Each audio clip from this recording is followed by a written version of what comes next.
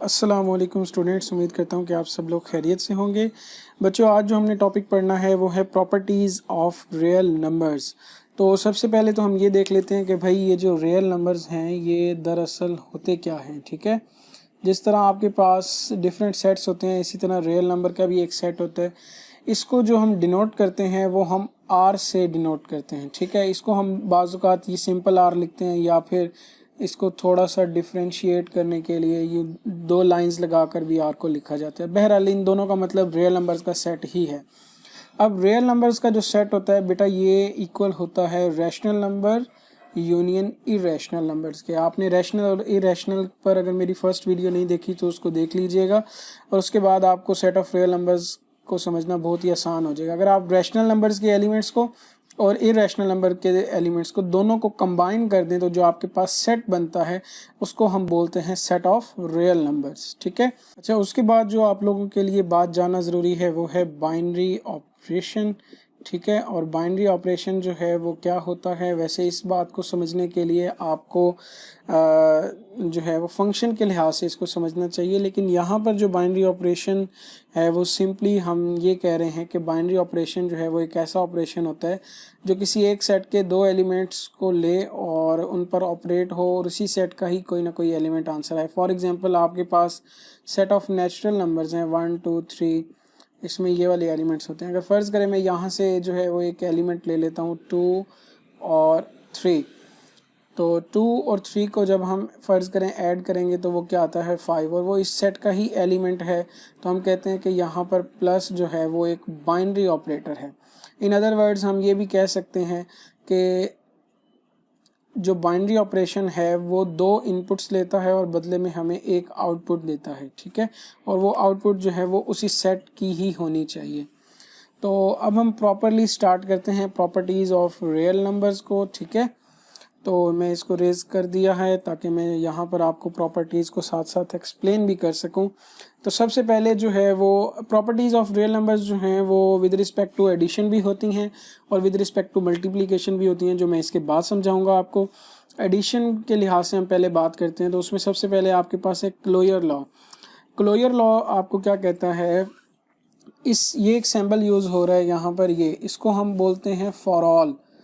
For all का मतलब तमाम के लिए है ये। ठीक है, for all a and b belong to R, यानी सेट ऑफ रियल नंबर्स के कोई से भी दो एलिमेंट्स अगर आप लें और उनको अगर आप ऐड करें और वो उसी सेट में ही लाई कर रहा हो तो हम ये कहते हैं कि वो सेट जो है उस पर closure law with respect to addition satisfy हो रहा है। ठीक है, फॉर एग्जांपल जैसे मैंने पीछे नेचुरल नंबर्स की ही बात की, मैं अभी रियल नंबर्स को नहीं कर रहा। नेचुरल नंबर्स में से जैसे आपने 1 2 3 लिया, यहाँ से आपने कोई से दो एलिमेंट्स लिए 1 और 3 और जब आपने इनको ऐड किया तो वो आया 4 और वो उसी सेट को ही बिलोंग कर रहा है क्योंकि 4 यहाँ पर मौजूद होते हैं। तो हम कह सकते हैं कि सेट ऑफ नेचुरल नंबर्स जो है वो क्लोयर लॉ होल्ड करता है विद रिस्पेक्ट टू एडिशन, या फिर हम ये बात भी कहते हैं n is closed with respect to addition. ये दो तरीके हैं इस बात को कहने के। ठीक है, n is closed with respect to addition. Okay जी, तो दूसरी एग्जांपल की दूसरी प्रॉपर्टी की तरफ बढ़ते हैं, वो है एसोसिएटिव लॉ। एसोसिएटिव लॉ क्या होता है कि अगर आपके पास सेट ऑफ रियल नंबर्स है उसमें से आप कोई से तीन एलिमेंट्स लें ए बी एंड सी और पहले जो है वो आप b प्लस सी को ऐड करें और फिर उसमें a ऐड करें तो वो इक्वल होता है कि अगर आप a प्लस बी को पहले ऐड कर लें और बाद में उसको c ऐड कर लें। तो मैं आपको एग्जांपल दे देता हूँ। आपने फ़र्ज़ करें सेट ऑफ रियल नंबर्स में से तीन एलिमेंट्स ले लिए, क्योंकि सेट ऑफ रियल नंबर्स में हर टाइप का एलिमेंट होगा। जो नेचुरल नंबर है ये भी बेसिकली जो है ना वो सब सेट है सेट ऑफ रियल नंबर्स का, मतलब तमाम के तमाम जो नेचुरल नंबर्स हैं वो सेट ऑफ रियल नंबर्स में लाई करते हैं। ठीक है, तो सेट ऑफ रियल नंबर्स में से फ़र्ज़ करें आपने ये एलिमेंट्स ले लिए 2 3 और 5। ठीक है, तो मैं पहले क्या करता हूँ 2 और 3 को ऐड कर देता हूँ, फिर उसमें 5 ऐड कर लेता हूँ लेफ़्ट साइड पे, और राइट साइड पे मैं क्या करता हूँ पहले 3 और 5 को ऐड कर लेता हूँ और फिर 2 को ऐड कर लेता हूँ। 2 और 3 5 आएगा, 5 आएगा और 2 3 5 3 8 आएगा। ये भी 10 है, ये भी 10 है, तो देखें ये दोनों क्या आ गए इक्वल। तो एसोसिएटिव लॉ क्या कहता है कि अगर आप ब्रैकेट्स को रिप्लेस कर देते हैं, मतलब पहले आप b प्लस लास्ट 2 को ऐड करते हैं, फिर आप फर्स्ट 2 को ऐड करते हैं, तो तब भी वो क्या होते हैं, इक्वल। इसको हम बोलते हैं एसोसिएटिव लॉ। उसके बाद बच्चों आपके पास है एडिटिव आइडेंटिटी, जो कि बहुत ही ज़्यादा इम्पॉर्टेंट है। एडिटिव आइडेंटिटी को आप पहले भी जानते हैं। अगर मैं सादा अल्फाज में कहूँ तो आप सोचें कि 5 में जो है वो हम ऐसा कौन सा नंबर ऐड करें तो 5 ही आए, तो वो सिर्फ एक ही पॉसिबिलिटी है कि हम इसमें ज़ीरो ऐड करें, ठीक है। तो ज़ीरो को जो है वो हम बोलते हैं एडिटिव आइडेंटिटी। एडिटिव आइडेंटिटी एक ऐसा नंबर होता है जिसको आप किसी भी नंबर में ऐड करो तो वही नंबर ही आंसर आए, ठीक है। तो यहाँ पर ज़रा इस प्रॉपर्टी को समझ लेते हैं। For all a belong to R, यानी सेट ऑफ रियल नंबर का कोई भी नंबर हो, देयर एग्जिस्ट जी, तो इस एलिमेंट को आप क्या बोलते हैं, देयर एग्जिस्ट, ठीक हो गया। तो for all a belong to R there exist zero belong to R such that कि अगर आप उस एलिमेंट में ज़ीरो ऐड कर दें या फिर ज़ीरो में आप उस एलिमेंट को ऐड कर दें तो आपके पास वही एलिमेंट ही आंसर आए, तो इसको हम बोलते हैं एडिटिव आइडेंटिटी, ठीक है। उसके बाद जो है वो हम बात करते हैं एडिटिव इन्वर्स की। एडिटिव इन्वर्स भी बड़ी सिंपल सी बात है। देखें, अगर मैं आपसे कहूँ कि जी यहाँ पर है 5, आप मुझे बताएं कि इसमें जो है वो हम क्या ऐसा नंबर ऐड करें कि आपके पास एडिटिव आइडेंटिटी यानी कि ज़ीरो आए। तो इसकी सिर्फ एक ही पॉसिबिलिटी है कि आप इसमें जो है वो -5 को ऐड करें, क्योंकि आपको पता है कि 5 और -5 वो कैंसिल हो जाएंगे और आंसर जो है वो ज़ीरो आएगा, ठीक है। तो हर नंबर का जो इन्वर्स है हम कैसे ले सकते हैं, उसके साथ जो साइन मौजूद होगा उसको इन्वर्स करके। अगर +5 है तो उसमें आप -5 को ऐड करेंगे, ज़ीरो आएगा, और इसी तरह अगर -5 है तो इसका अपोजिट इसमें आप +5 ऐड करोगे तो आंसर ज़ीरो आएगा, ठीक है। तो एडिटिव इन्वर्स को देखें। For all a belong to R there exist negative a belong to R such that a में आप -a को ऐड करें तो भी ज़ीरो आएगा, या -a में आप a को ऐड करें तो भी ज़ीरो आएगा, जैसे कि मैंने आपको यहाँ पर करके दिखा दिया, ठीक है। तो सेट ऑफ रियल नंबर में हर एलिमेंट का इन्वर्स मौजूद होता है। अगर उधर 2 होगा तो फिर -2 भी होगा, ठीक है। अगर -1/2 होगा तो +1/2 भी होगा। इसी तरह -3/2 होगा तो +3/2 भी होगा। तो आप जैसे इनको ऐड करते जाएंगे आंसर जो है वो आपके पास ज़ीरो आता जाएगा, ठीक है। उसके बाद लास्ट में जो है वो कम्यूटेटिव लॉ है। कम्यूटेटिव लॉ आप लोग अक्सर जो है वो यूज़ कर चुके हैं, बहुत ही आसान सा है। बहरहाल कम्यूटेटिव लॉ में क्या कहते हैं, for all A b belong to R a plus b is equal to b plus a, ठीक है। अगर जो है वो सेट ऑफ रियल नंबर्स में से आप कोई से दो एलिमेंट्स ले लें और पहले आप ए को रखें, बाद में बी को रखें और उनको ऐड करें, और राइट साइड पे आप पहले बी को रखें, ए को ऐड करें, तो वो जो है वो इक्वल ही आता है। सिंपल सी बात है। देखें, मैं दो एलिमेंट्स ले लिए 2 और 3 from set of real numbers, तो 2 + 3 जो है वो आप करें वो भी 5 आता है, और 3 + 2 जो है वो भी करें 5 आता है। तो ये दोनों डेफिनेटली इक्वल ही हैं, तो इसलिए हम कह सकते हैं a + b जो है वो b + a के इक्वल है। तो चलिए अब बात करते हैं multiplication laws of real numbers की। तो सिमिलरली जो आपने एडिशन में लॉज पढ़े हैं, यहाँ पर भी वही लॉज ही हैं, जस्ट जहाँ प्लस प्लस था वहाँ डॉट डॉट डॉट आ जाएगा, क्योंकि डॉट मल्टीप्लिकेशन को रिप्रेजेंट करता है। तो सबसे पहले है क्लोजर लॉ। क्लोजर लॉ वहाँ हमने क्या कहा था कि for all a and b belong to R a + b belong to R. यहाँ पर क्या है, for all A b belong to R a dot b belong to R, ठीक है। फॉर एग्जाम्पल 2 और 3 आपने जो है वो सेट ऑफ रियल नंबर से एलिमेंट लिए, तो 2.3 क्या आएगा 6, वो भी सेट ऑफ रियल नंबर्स को जो है वो बिलोंग करता है। तो लिहाजा सेट ऑफ रियल नंबर जो है वो closure law with respect to multiplication follow करते हैं, ठीक है। उसके बाद एसोसिएटिव लॉ। एसोसिएटिव लॉ में भी इसी तरह आप कोई से एलिमेंट्स ले लें, 2, 3 और 4 बिलोंग्स टू रियल नंबर्स, तो जब आप इनको मल्टीप्लाई करोगे 2 × 3.4 और 2.3 × 4, तो देखें 2 × 3 4 द 12 होता है, और 2 3 द 6 होता है, और 2 × 12 जो है वो 24 आएगा, तो 6 4 द भी 24 ही आएगा, ठीक है। सो a × bc जो है वो इक्वल होगा ab × c। अगर हम ब्रैकेट्स को जो है वो चेंज करते हैं, पहले हम बाद में लगाते हैं, यहाँ पर हम पहले लगाते हैं, तब भी उनका आंसर इक्वल आता है। उसके बाद जो है वो हमारे पास है मल्टीप्लिकेटिव आइडेंटिटी। मल्टीप्लिकेटिव आइडेंटिटी को समझने से पहले आप एक एग्जांपल को देख लें। अगर आपसे मैं एक क्वेश्चन करूं कि बच्चों मुझे एक ऐसा नंबर बताओ कि जिसको मैं इससे मल्टीप्लाई करूं और मेरे पास आंसर वही आए। ठीक है, जैसे वहाँ एडिशन में क्या था कि मैंने आपसे पूछा था कि 5 में हम क्या ऐड करें कि 5 आए, तो वो 0 था। लेकिन यहाँ पर क्या है कि 5 को हम किस से मल्टीप्लाई करें तो आंसर 5 है। तो यकीनन आपके माइंड में ये बात आ गई होगी कि भाई वो 1 है। तो 1 जो है वो एक ऐसा एलिमेंट है कि अगर हम इसको किसी भी एलिमेंट से मल्टीप्लाई करें तो वही एलिमेंट ये आंसर आता है। लिहाजा 1 जो है ये हमारी मल्टीप्लिकेटिव आइडेंटिटी है। ठीक है, तो यही बात वो यहाँ पर भी कर रहा है। For all a belong to R, कि सेट ऑफ रियल नंबर्स का कोई भी नंबर हो a, there exist 1 belong to R such that a dot 1 and 1 dot a is equal to a। चाहे आप 5 मल्टीप्लाइड बाय 1 कर लें या 1 मल्टीप्लाइड बाय 5 कर लें, आंसर वही एलिमेंट ही आना चाहिए। उसके बाद है जी मल्टीप्लिकेटिव इन्वर्स, जो कि बहुत ही ज़्यादा इंपॉर्टेंट है। मल्टीप्लिकेटिव इन्वर्स को समझाने से पहले अगेन मैं आपसे क्वेश्चन करूंगा बच्चों, अगर आपके पास 5 है तो आप अपने माइंड से पूछें कि ऐसा कौन सा नंबर हो जिसको हम इससे मल्टीप्लाई करें तो हमारे पास मल्टीप्लिकेटिव आइडेंटिटी यानी कि 1 आए। ठीक है, तो 5 को जो है अगर आप 1/5 से मल्टीप्लाई कर दोगे तो देखो 5 ये इससे कैंसिल हो जाएगा और बाकी जो आपके पास रिजल्ट आएगा वो 1 आएगा। तो याद रखिएगा किसी भी नंबर का मल्टीप्लिकेटिव इन्वर्स हमेशा उसका रेसिप्रोकल होता है। एडिशन में क्या था कि एडिशन में अगर आपके पास 5 हो तो मैंने आपसे कहा इसका एडिटिव इन्वर्स जो है वो -5 होगा, क्योंकि वो इसमें ऐड करोगे तो 0 आएगा। तो एडिटिव इन्वर्स लेने के लिए आपको जस्ट उसका साइन चेंज करना होता है और नंबर वही रखना होता है। लेकिन मल्टीप्लिकेटिव इन्वर्स में आपने साइन वही रखना है, जैसे ये भी +5 था ये भी +5 था, लेकिन इनका रेसिप्रोकल ले लेना है। ठीक है, तो 5 का जो है वो मल्टीप्लिकेटिव इन्वर्स 1/5 है, क्योंकि जब मैं 5 को 1/5 से मल्टीप्लाई करता हूँ तो आंसर 1 आता है। इसी तरह एक और एग्जांपल देखें, अगर आपके पास -3 है तो इसको हम किस नंबर से मल्टीप्लाई करें कि आंसर 1 आए। तो माइनस है तो मैंने आपसे कहा साइन आपने वही रखना है, इधर भी आप नेगेटिव रखेंगे। अब 3 जो है इसके नीचे कुछ नहीं है तो 1 होता है, तो इसका जो रेसिप्रोकल होगा, रेसिप्रोकल मीन कि आप डिनोमिनेटर को न्यूमरेटर बना दें और न्यूमरेटर को डिनोमिनेटर, वो होता है 1/3। तो -3 का जो रेसिप्रोकल है वो -1/3 है। ये देखिए इससे कैंसिल हो जाएगा, नेगेटिव नेगेटिव पॉजिटिव 1 आ जाएगा। तो लिहाजा ये तरीकाकार होता है मल्टीप्लिकेटिव इन्वर्स लेने का।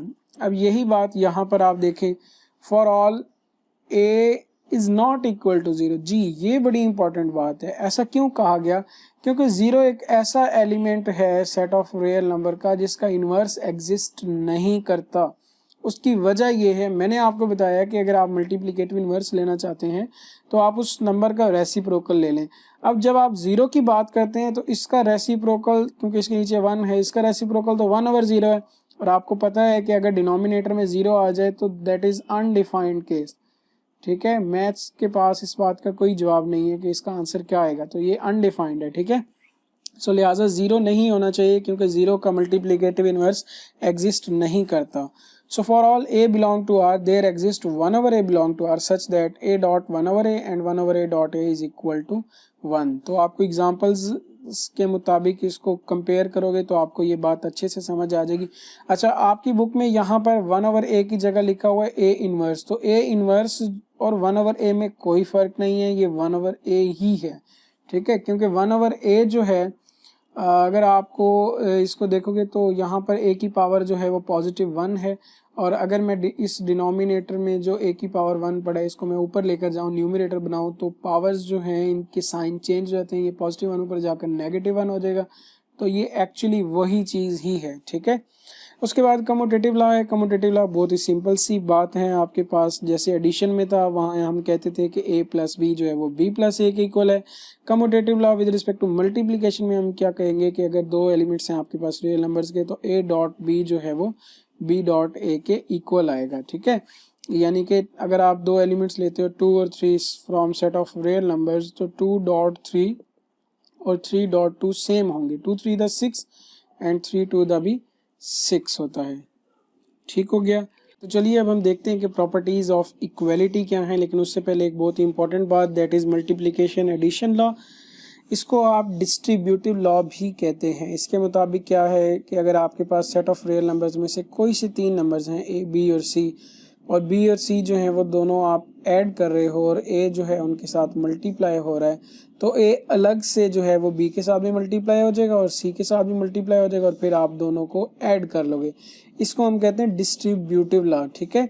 और क्योंकि बी और सी जो है वो ऐड हो रहे थे, ए इनके साथ आकर दोनों के साथ मल्टीप्लाई हो गया, तो हम इसको क्या कहेंगे, distributivity of multiplication over addition, ठीक है, कि ऐड हो रहे थे और ए जो है वो मल्टीप्लाई हुआ और वो दोनों के साथ अलग अलग डिस्ट्रीब्यूट हो गया, तो इसलिए आप इसको कहेंगे distributivity of multiplication over addition.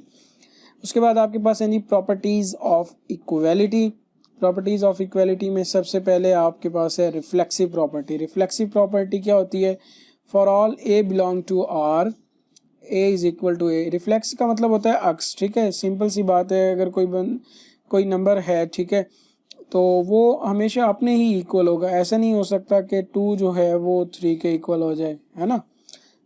उसके बाद आपके पास है सिमेट्रिक प्रॉपर्टी। सिमेट्रिक प्रॉपर्टी में क्या है, अगर आपके पास कोई से 2 नंबर्स हैं ए और बी और वो सेट ऑफ रियल नंबर्स को बिलोंग करते हैं, अगर ए जो है वो बी के इक्वल है, that it implies that b भी ए के इक्वल होगा, ठीक है। अगर मैं कहता हूँ 2 जो है वो 3 - 1 के इक्वल है, तो सिंपल सी बात है 3 - 1 जो है वो भी 2 के इक्वल होगा। उसके बाद है जी ट्रांजिटिव प्रॉपर्टी। ट्रांजिटिव प्रॉपर्टी में आपके पास क्या है, for all A B and c belong to R a is equal to b and b is equal to c, it implies that a is equal to c, ठीक है। For example मैं यहाँ पर जो है वो 3 नंबर ले लेता हूँ सेट ऑफ रियल नंबर्स में से 2, 3 एंड 4, ठीक है। और अगर मैं कहता हूँ, वैसे ऐसा पॉसिबल तो नहीं है, लेकिन अगर मैं कहता हूँ कि 2 जो है वो 3 के इक्वल है और 3 जो है वो 4 के इक्वल है, तो डेफिनेटली 2 जो है वो भी किसके इक्वल होगा, 4 के। तो ये ट्रांजिटिव प्रॉपर्टी होती है, ठीक है। उसके बाद आपके पास है जी एडिटिव प्रॉपर्टी। एडिटिव प्रॉपर्टी में क्या है, अगर आपके पास कोई से 3 नंबर्स हैं ए बी और c belong to R, a is equal to b, it implies that a plus c is equal to b. Simple सी बात है, देखें 3 नंबर्स ले लें आप 2, 3 and 4 from set of real numbers, ठीक है। अगर बल्कि आप ऐसा करें 2, 2 और 4 ले लेते हैं, ठीक है। अब देखें यहाँ पर 2 जो है वो 2 के इक्वल है और ए जो है वो बी के इक्वल है, ठीक है।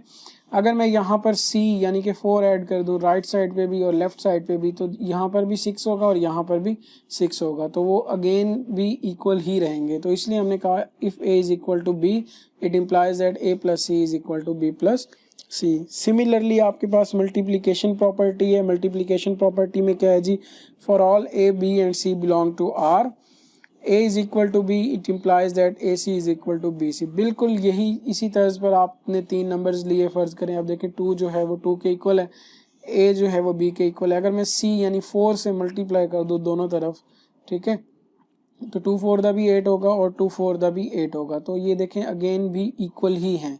सो इसलिए जो है ये मल्टीप्लिकेशन प्रॉपर्टी कहलाती है कि अगर आप c को दोनों तरफ मल्टीप्लाई कर दें तो ये फिर भी इक्वल ही रहते हैं। उसके बाद आपके पास हैं जी कैंसिलेशन प्रॉपर्टीज़, जिनको आप बहुत ही ज़्यादा इस्तेमाल करते हैं मैथ्स के क्वेश्चंस को सॉल्व करते हुए, लेकिन हमें पता नहीं होता कि हम कौन सी प्रॉपर्टी जो है वो इस्तेमाल कर रहे हैं। तो सबसे पहले हमारे पास है cancellation property with respect to addition.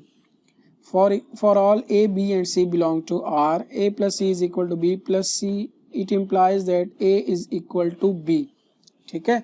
आप लोग अक्सर अलजबरा को सॉल्व करते हुए, अलजबरा करते हुए ये क्वेश्चंस ऐसे किया करते थे, जैसे x प्लस 5 जो है वो फॉर एग्जांपल जो है वो इक्वल हो 5 के, तो हम क्या कहते हैं कि 5 उधर जाकर माइनस हो जाएगा और वो उससे कैंसिल हो जाएगा। तो एक्चुअल में होता ये है कि हम जो है वो दोनों तरफ इसका एडिटिव इन्वर्स ऐड कर देते हैं, और इसका एडिटिव इन्वर्स क्या है, -5।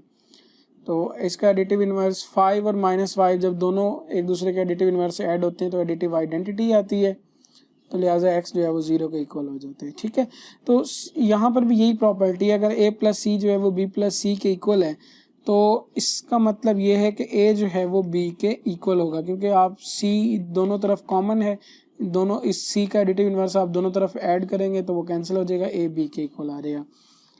इसी पैटर्न पर ही cancellation property with respect to multiplication को आप देखिए, for all A B c belong to R, a c is equal to b c. For example मैं यहीं से ही कोई एग्जांपल लूँगा, क्योंकि ये आप करते रहे हैं तो आपके लिए समझना जो है वो आसान होगा। अगर आपके पास 5x जो है फॉर एग्जांपल 5 के इक्वल है, तो हम क्या करते थे कि दोनों को डिवाइड कर देते थे, लेकिन एक्चुअल में क्या करना होता है कि आपने जो है वो दोनों तरफ इसके मल्टीप्लिकेटिव इन्वर्स, यानी 5 का मल्टीप्लिकेटिव इन्वर्स क्या है 1/5, उससे मल्टीप्लाई कर देना होता है। तो वो फिर क्या हो जाता है कैंसिल, और x जो है वो इक्वल आ गया 1 के, ठीक है। तो यहाँ पर जो है वो कैंसिलेशन प्रॉपर्टी में क्या है, AC is equal to BC है, तो आप दोनों तरफ जो है वो इसके मल्टीप्लिकेटिव इन्वर्स यानी कि 1/c से मल्टीप्लाई कर दोगे, वो कैंसिल हो जाएगा, तो बाकी क्या आएगा A is equal to B। लेकिन यहाँ पर कंडीशन ये दी गई है कि C जो है वो 0 नहीं होना चाहिए, क्योंकि अभी पहले मैंने आपको बताया कि 0 का जो है वो मल्टीप्लिकेटिव इन्वर्स एग्जिस्ट नहीं करता, इसलिए यहाँ पर कहा गया है कि C जो है उसको 0 नहीं होना चाहिए, ठीक है। क्योंकि मैंने आपसे कहा कि उस नंबर को जो है वो उसके रेसिप्रोकल के साथ मल्टीप्लाई करना पड़ेगा, यानी उसके मल्टीप्लिकेटिव इन्वर्स से मल्टीप्लाई करना पड़ेगा। तो क्योंकि वो 0 का कोई मल्टीप्लिकेटिव इन्वर्स होता नहीं है, लिहाजा यहाँ पर ये कंडीशन लगाई गई है कि C जो है उसको 0 नहीं होना चाहिए। चलिए अब हम पढ़ते हैं प्रॉपर्टीज़ ऑफ इनइक्वालिटीज़। सबसे पहले हम ये देखते हैं कि इनइक्वालिटी होती क्या है। तो बेटा अगर इसकी डेफिनेशन की बात करें तो ये कैसी अलजेब्राइक एक्सप्रेशन होती है जिसमें साइंस ऑफ इनइक्वालिटीज़ होते हैं। वो कौन कौन से हैं? Not equal to, less than, greater than, less than equal to and greater than equal to. For example अगर यहाँ पर लिखा हुआ x+5 इज़ लेस देन 3, तो ये बेसिकली एक इनइक्वालिटी है, ठीक है। अब हम पढ़ते हैं इनकी प्रॉपर्टीज। सबसे पहली जो प्रॉपर्टी है इसको हम कहते हैं ट्रिशोटोमी प्रॉपर्टी। इसके मुताबिक क्या है कि अगर आपके पास सेट ऑफ रियल नंबर से आप कोई से दो एलिमेंट्स लेते हैं A और B, तो 3 पॉसिबिलिटीज़ हैं। या तो A जो है वो B के इक्वल होगा, या फिर A जो है वो ग्रेटर होगा B से, और या फिर A जो है वो लेस होगा B से। फॉर एग्जांपल मैं दो नंबर्स ले लेता हूँ 2 और 3। तो अब आप यहाँ पर देखें 2 जो है वो लेस है 3 से, है ना। अगर मैं 2 3 नहीं लेता, फ़र्ज़ करें मैं 2 और 2 ही लेता हूँ, तो वो इक्वल है। तो यानी कि अगर आप कोई से दो नंबर्स उसमें से लोगे ना, तो 3 ही पॉसिबिलिटीज़ हैं। या तो वो दोनों इक्वल होंगे A, या फिर A बड़ा होगा B से, और या फिर A जो है वो छोटा होगा B से, ठीक है। उसके बाद दूसरी प्रॉपर्टी आपके पास है ट्रांजिटिव प्रॉपर्टी। ट्रांजिटिव प्रॉपर्टी के मुताबिक अगर आप सेट ऑफ रियल नंबर्स में से कोई से 3 नंबर्स लेते हैं, मैं फॉर एग्जांपल ले लेता हूँ 2 3 एंड 4। ये A है, ये आपका B है, और ये C है। और कंडीशन ये रखनी है आपने कि 2 जो है वो, अच्छा चलें हम इसको ऐसे कर लेते हैं 4 3 और 2 ले लेते हैं, ताकि मैं ऑर्डर नहीं चेंज करना चाह रहा, मैं बिल्कुल जो है वो इस प्रॉपर्टी के मुताबिक चलना चाह रहा हूँ। ये A है, ये B है, और ये C है। अगर A जो है वो B से बड़ा है, जैसे कि आप देख सकते हैं 4 3 से बड़ा है, और B जो है वो C से बड़ा है, जैसे कि 3 जो है वो 2 से बड़ा है, तो it implies that A is also greater than C। देखें A आपका 4 है और C जो है वो आपका 2 है, तो डेफिनेटली 4 जो है वो 2 से बड़ा ही है, ठीक है। इसी बात को हम यूं भी देख सकते हैं कि इफ़ A जो है वो लेस देन B हो, जैसे मैंने पहले लिखा था 2 3 एंड 4, 2 जो है वो लेस देन 3 है और 3 जो है वो लेस देन 4 है, A लेस देन B है, B लेस देन C है, तो डेफिनेटली आप देख सकते हैं 2 जो है वो 4 से भी लेस होगा, A लेस देन C होगा, ठीक है। तो ये आपके पास थी ट्रांजिटिव प्रॉपर्टी। इसको मैं रेज कर देता हूँ ताकि मैं आपको एग्जांपल साथ के साथ समझा सकूँ। उसके बाद आपके पास है जी एडिटिव प्रॉपर्टी। एडिटिव प्रॉपर्टी के 2 पार्ट्स हैं। पहले हम फर्स्ट पार्ट पढ़ लेते हैं, इसके आगे 2 केसेस हैं। इसमें क्या कहते हैं जी, अगर A जो है वो लेस देन है B से, इसके साथ मैं ये लिखना भूल गया, for all A, B, C and D belongs to set of real numbers, ठीक है। आप कोई से सेट ऑफ रियल नंबर्स में से ये एलिमेंट्स ले लें। अगर A जो है वो ग्रेटर देन B हो, यानी 3 जो है वो मैं 3 एलिमेंट्स ले लेता हूँ 2 3 4, ठीक है। अब 3 और 2 को चूज़ करते हैं। अगर 3 जो है वो 2 से ग्रेटर है, तो इसमें आप C को ऐड कर दें, यानी 4 को, तो देखें 3 और 4 7 जो है वो 2 और 4 6 से बड़ा होगा, है ना।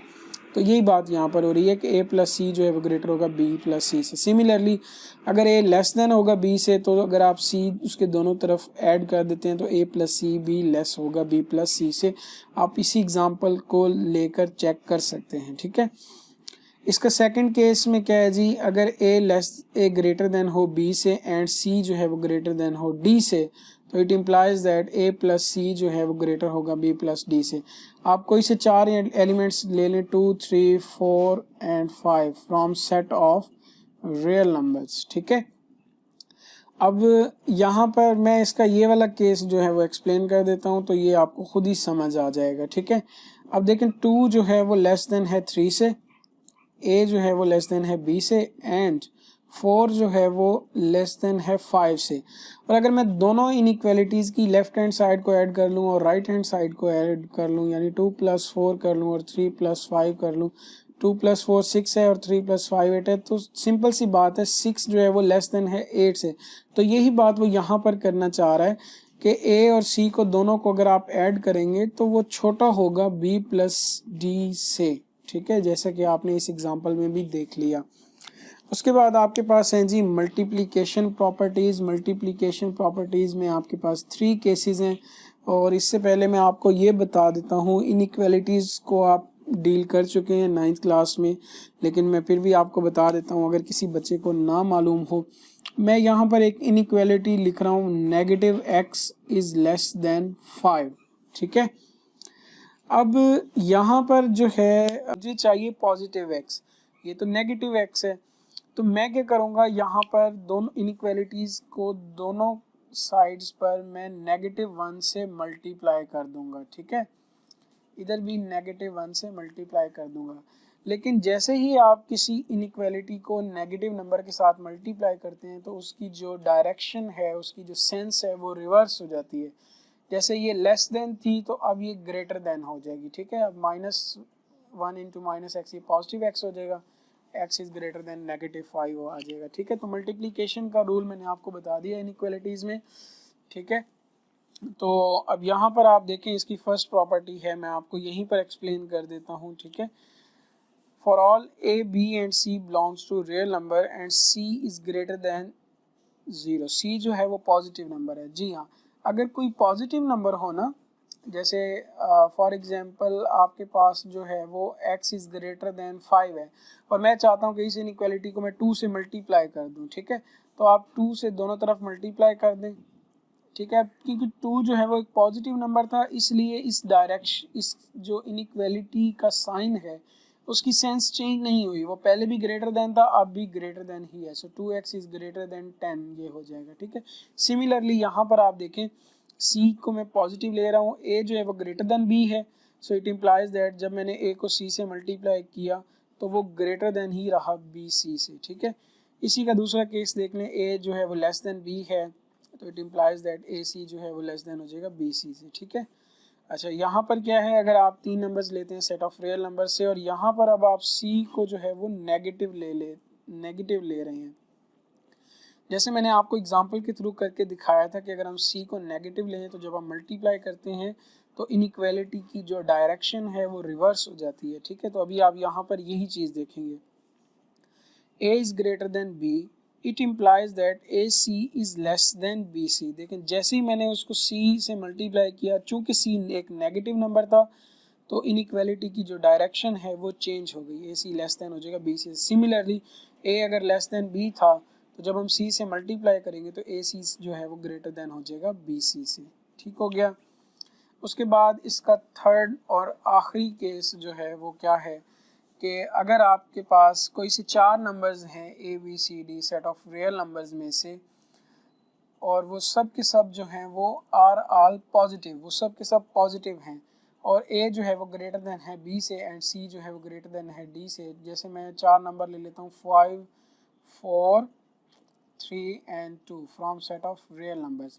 अब आप देखें 5 जो है वो ग्रेटर देन है 4 से, एंड 3 जो है वो ग्रेटर देन है 2 से। और अगर मैं इन दोनों इक्वलिटीज़ को की लेफ्ट हैंड साइड को मल्टीप्लाई कर दूं और राइट हैंड साइड को मल्टीप्लाई कर दूं तो देखें 5 3 द 15 और 4 2 द 8, तो अब भी जो लेफ्ट हैंड साइड वाली वैल्यूज़ हैं वो ग्रेटर ही रहेंगी, तो ए सी जो है वो ग्रेटर देन होगा बी डी से। इसी लॉजिक को देखते हुए आप इसका सेकंड पार्ट भी अगर करने की कोशिश करेंगे एग्जांपल से खुद को अंडरस्टैंड कराने के लिए, तो आपको ये बात जो है वो अच्छे से समझ आ जाएगी, ठीक है। तो उम्मीद है कि आज का लेक्चर जो है वो आपको समझ आ गया होगा। अगर इसमें कोई ऐसी बात है जो आपको समझ नहीं आई तो अगेन आप कमेंट सेक्शन में उसको पूछ सकते हैं, मैं इंशाल्लाह उसको आंसर करने की कोशिश करूँगा। बाकी बस यही है जी कि अल्लाह ताला आपको हमेशा खुश और सलामत रखे और दुनिया व आखिरत की भलाइयाँ अता फ़रमाए। इंशाल्लाह मिलते हैं अपनी नेक्स्ट वीडियो में, तब तक के लिए अल्लाह हाफ़िज़।